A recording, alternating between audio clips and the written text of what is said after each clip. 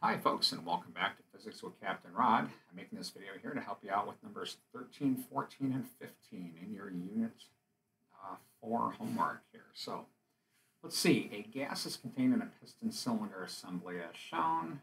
It holds 2 liters of volume. How many moles are present? At 5 atmospheres and 150 centigrade, and then how many molecules, and what is the internal energy? So this is an ideal gas problem, and this is what I call a type 1 type of problem here. There's no changes in state or anything. So you start by writing out the ideal gas law, PV equals nRT. And we have a pressure stated in the problem, although it's got to be converted to correct units, newtons per square meter. And although it doesn't actually state whether that's a gauge or absolute, I think I had intended that to be. Go ahead and use that as an absolute pressure. Then we have a temperature. That needs to be converted to Kelvin because the ideal gas law is an absolute law. We have a volume, convert that to cubic meters. And you should be able to just put in values here and calculate the number of moles out of this. Now, once we get the number of moles, right, and then it says how many molecules. Well, remember Avogadro's number is what? I think it's 6.022 times 10 to the 23rd atoms or molecules.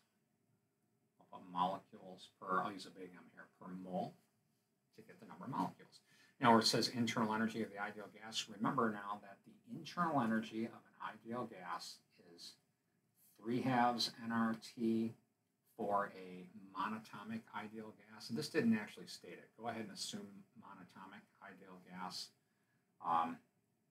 5/2 for diatomic, 7/2 for larger molecules. But this one I had intended on, I'm sure, a monatomic ideal gas, so that's how you can calculate the internal energy. So that should get you through number 13. Moving on.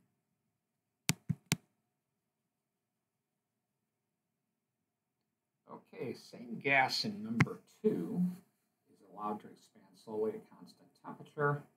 I put overheat source because that's what would have to be happening basically until the volume is tripled. So this is what I call a type 2 gas problem. And we typically start by writing out the ideal gas law in this form.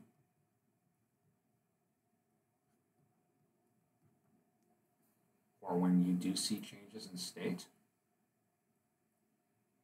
Now, if the volume is tripled, that means that volume 2 is 3 times volume 1. It says constant temperature, so in other words, temperature 1 and temperature 2 are the same.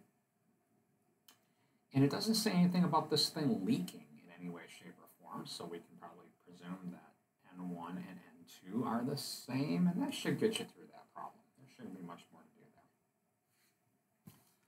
Go ahead and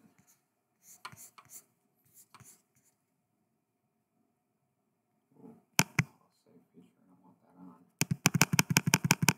My homework file's a little messy. I'm going to get rid of this stuff here before I go on to the next one. Humor me. All right, moving on. Chat about number 15 here. Let's see. A person takes a deep breath. They draw in approximately 2 liters. Calculate the number of molecules. So this is a gas law problem again. We'll start with writing out PV equals nRT.